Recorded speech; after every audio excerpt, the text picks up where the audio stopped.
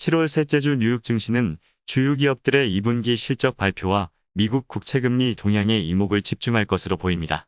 제롬 파월 연방준비제도이사회 의장의 의회 증언과 중국의 2분기 경제 성장률도 관심 대상입니다. 한국에선 한국은행 금융통화위원회의 기준금리 결정과 이주열 하는 총재의 기자회견이 예정돼 있고 6월 신규 취업자 수 등 고용 동향도 나옵니다. 미국 기업들의 실적은 예상보다도 더 좋을 것이라는 전망이 우세합니다. 시장조사업체 리피니티브에 따르면 뉴욕 증시 S&P 500 지수 포함 기업들의 2분기 순이익 증가율이 전년 동기 대비 65%에 달할 것으로 예상됩니다. 운송, 건설 장비 등 산업주 섹터의 경우엔 순이익 증가율 예상치가 570%에 달합니다. 골드만삭스 등 화요일부터 성적표를 내놓는 대형 금융주들도 2분기 깜짝 실적을 기록할 것으로 기대되고 있습니다. 팩트셋도 9일 리포트에서 S&P 500 기업들의 2분기 순이익 증가율이 전년 동기 대비 64%를 기록할 것으로 집계됐다고 밝혔습니다.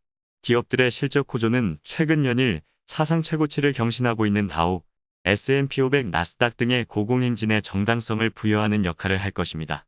그러나 기업들의 2분기 실적 호조는 작년 봄 코로나 팬데믹이 본격화되면서 주요 기업들이 사실상 셧다운 상태에 들어가면서 생긴 기저효과 영향이 큽니다. 문제는 이런 추세가 계속될 수 있느냐인데 지난주 중후반부터 증시에는 부정적 기류가 많아졌습니다. 인도발 델타 변이 바이러스 확산 여파로 각국에서 다시 대유행 조짐이 일면서 글로벌 경기 회복에도 제동이 걸릴 수 있다는 우려가 고조된 영향입니다. 뉴욕 증시 주요 지수가 미국 10년물 국채 수익률과 같은 방향으로 움직이기 시작한 것도 경기 불확실성에서 비롯된 것으로 보입니다. 미국 국채 수익률이 떨어지면 뉴욕 증시 주요 지수도 하락하고 반대로 국채 수익률이 올라가면 주가도 상승하는 현상이 나타나고 있는 것입니다. 지난주 목요일과 금요일 뉴욕 증시에서도 이런 현상이 벌어졌습니다. 3, 4월만 해도 지금과는 완전히 반대 양상이었습니다. 당시 미국 10년물 국채 수익률이 1.5%를 돌파하자 뉴욕 증시를 필두로 한국 등 글로벌 주요국 증시가 일제히 하락한 경험이 있습니다. 채권 수익률이 올라간다는 것은 시중금리가 상승한다는 의미입니다. 기업 입장에서는 자금 조달과 이자 상환에 어려움이 가중될 수 있습니다. 이런 이유 때문에 증시는 국채 수익률과 반대 방향으로 움직였던 것입니다. 그런데 5월 중순 이후에는 미 국채 수익률이 계속 하락 추세를 보이고 있습니다. 국채 수익률 하락은 채권을 사려는 자금이 많아진다는 걸 의미합니다. 안전자산인 채권에 돈이 몰린다는 건 경기 전망이 불확실하고 불안감이 커지고 있다는 것으로 해석될 수 있습니다. 경기 전망이 불투명하면 기업 실적에 대한 신뢰가 떨어질 수밖에 없고 증시에서 이탈하려는 자금도 많아질 가능성이 높은 것입니다. 지난주 목요일 미국 10년물 국채금리가 1.25%로 하락하자 S&P 500 지수도 0.86% 동반 하락했습니다.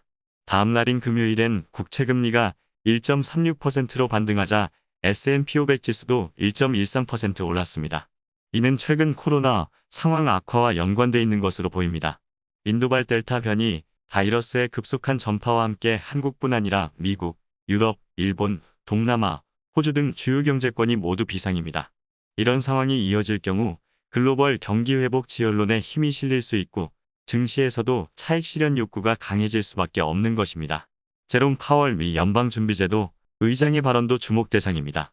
파월 의장은 한국 시간으로 목요일 아침과 저녁에 잇따라 미 의회에 출석해 통화정책 관련 증언을 합니다. 테이퍼링 즉 유동성 축소나 기준금리 인상 시점에 대한 힌트가 나오면 시장이 반응할 가능성이 높습니다. 중국은 목요일 2분기 경제 성장률을 발표할 예정입니다. 중국의 2분기 국내 총생산, GDP 증가율에 대한 중국 내 전문가들 전망치는 8%입니다. 중국 경제 성장률은 1분기에는 작년 우한 코로나 사태 기저효과로 18.3% 급등했고 3분기와 4분기에는 각각 6%, 5 내지 6%를 보일 것으로 예상되고 있습니다. 국내에서는 한국은행이 목요일 금융통화위원회를 개최합니다.